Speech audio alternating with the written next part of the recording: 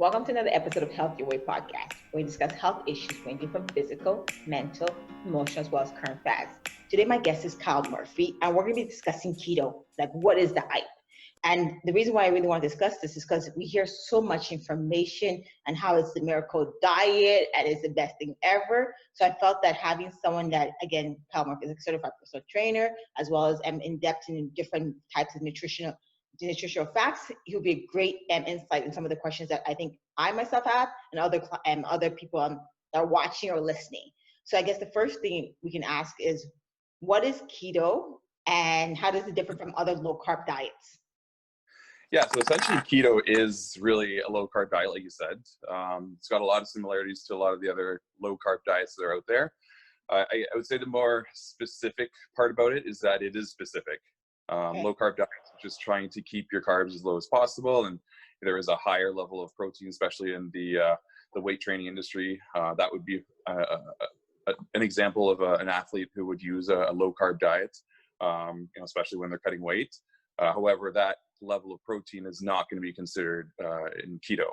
So okay. Keto is really a low-carb diet that is a little bit more specific with all its macronutrients. Okay. There's also a transition from being glucose adapted into moving into being fat adapted. So the percentages, like I said, are more specific, and then they're still going to range from individual to individual. Okay. But generally the state at which your body starts burning fat for fuel as a primary fuel source, I should say. Would that be considered what's ketosis state? Am I pronouncing it right? Please correct me if I'm wrong. Yeah, ketogenic state for sure. Yeah. Fat adapted ketogenic state. Yeah, ketosis. But then what is that? Like, how long does it take? Because the assumption, and from my side, is like, you don't just start eating fat and then you just start losing all the weight. Like, there's got to be a process into this. No, it doesn't. You don't wake up Monday morning and be like, okay, I'm in keto. It takes some time for your body to adjust to you giving it a different fuel source. It's used to, and it's grown into, evolved into burning glucose as a fuel source, as a primary fuel source. Okay. We still all burn fat as a fuel source. And that happens in more or less in different situations as well too. Say, for example, a endurance athlete, long distance runner, they're going to burn a lot more fat for fuel for sure. Okay. So that's when we get into a little bit of the steady state type cardio. The goal of that is really to try to attack the fat stores versus use up all your stored glycogen.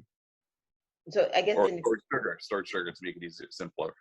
So is it fair to say that a lot of people that if they do try this keto state, don't expect it to be consistently burning fat right away? It takes time, and it differs for each person, right? Yeah, each person will take a different length of time to get into ketosis or to be like fully fat adapted.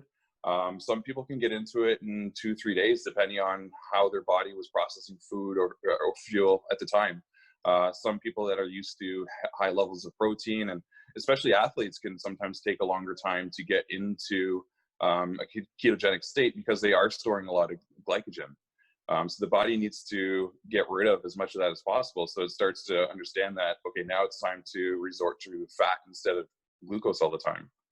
So yeah, it could go anywhere from 3-4 days to 6 weeks, and I've heard even longer sometimes.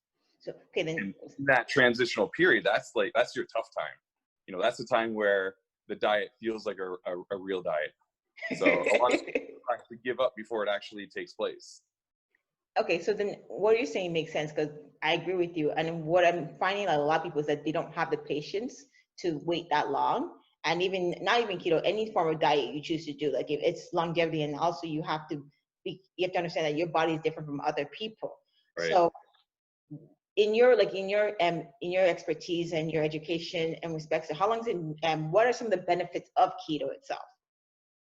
There's actually a lot of benefits out there. It's one of the only diets that's truly studied and backed by medical professionals. I didn't know that. Yeah, it does hold a lot of weight in the medical field, which is tough to go between weight loss or nutrition and the medical community. There's a lot of subjective material each way. This is where all the myths come out, because one person says this and another person says that. So the benefits are actually pretty good. The issue is actually being in ketosis. or not. And that's where some of the negative side effects might pop up. But the benefits are definitely into mood balancing, hormone balancing. Depression is actually managed really well in ketosis. Sugar cravings, people have massive sugar cravings that have a hard time really sticking to a diet, could possibly benefit from this. The only issue is there is going to be a considerable amount of willpower to get you into that ketosis. Other effects that they've looked at is actually for cancer and brain disorders are huge right now for ketosis, because you are starving the body of sugar, right? And cancer thrives on sugar. So I'm not saying that anyone should go out and approach a ketogenic diet, know someone, or they're worried about themselves, but you wouldn't go in and self-diagnose for anything else. You want to talk to your doctor about any medical concerns, and if you do have health issues that you think this might be appropriate for, then you've probably already spoken to doctors about your own certain concerns, and so you're already in sort of contact with that community. And so keep going there if you want to do keto. If you think it's, you've read somewhere or heard somewhere that this is something that might help you manage your health concern, then, obviously first stop is talk to that medical professional. And that being said, not all medical professionals are going to think the same way about individual diets as well too. So if it's something that you really want to do, number one, talk to that person. Number two, if that person's not in the same lane or doesn't want to assist you, you want to find someone who will at least be open to the idea and help guide you through it, and give you some real answers as to maybe why you shouldn't be doing it, because there are people that really shouldn't be doing it. And then, so then we've heard some of the benefits, and just to step back, I'm one of the people that do not like keto. I think it's overly hyped, but don't get me wrong, I think what you've done for me over the past short period of time is maybe open my eyes to the possible benefits. But then the question is, are there any risk factors to this diet as well? Yeah, I think the risk factors fall right in line with those benefits too. Most people that are considering a ketogenic diet are doing it for weight loss, right? To improve their body composition. I would say that shouldn't be your primary tool for that job. Similar to, I could compare it to, if I have back pain, a great exercise to strengthen your lower back is a hinge or a deadlift. However, you don't want to go into that full out exercise until you've prepared that area. Your back should be a secondary mover or not even a secondary mover. It's a safety response. Your core is your safety response in a hinge. Just like when you're talking about this ketogenic diet now, if you're using it to alleviate weight loss or get rid of weight, that's not the primary resource or primary tool for that job, right? So I don't know if I kind of correlated those two together. It's more like if you shouldn't, your only goal should not just to be lose weight. You should be able to try to change your diet or make yourself healthy itself, not one focus. There should be other reasons as to why you might want to start that keto diet or use that as a lifestyle approach.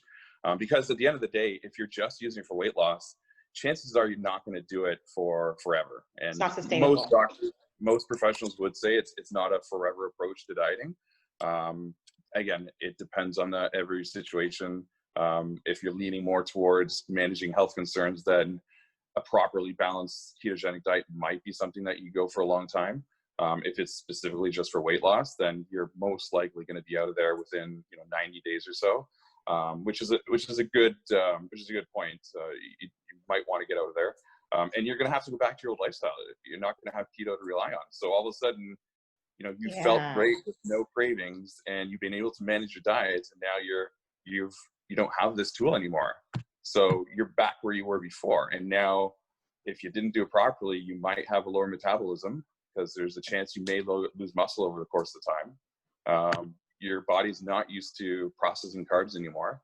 So there is a lot of risk factors just in what that rebound is going to look like. I can see that. And I think you said you have to have more than one reason, or else it's not sustainable. And I guess a lot of people, there's so much information out there about keto. How does someone differentiate from facts versus myths? Facts versus myth is going to differentiate from person to person, I think. I think there's a lot of obvious myths out there and risk factors in what we should or shouldn't be eating. The idea of eating bacon and mayo all the time, I think that's one of those risk factors. That's also, a myth, is that you can do that. And at the end of the day, just like a typical diet, you really need to watch your micronutrients. And so in a ketogenic diet, you don't want to just upload fat that are not good for your body, especially and good fats. There's like avocados or stuff like that. Yes. Sure.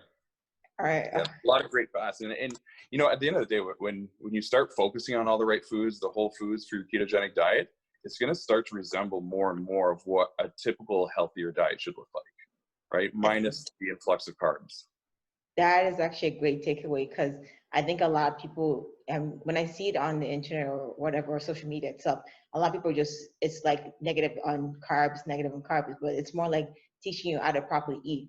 Get away from the processed foods like candies, or candy's not food, but I'm just giving an example.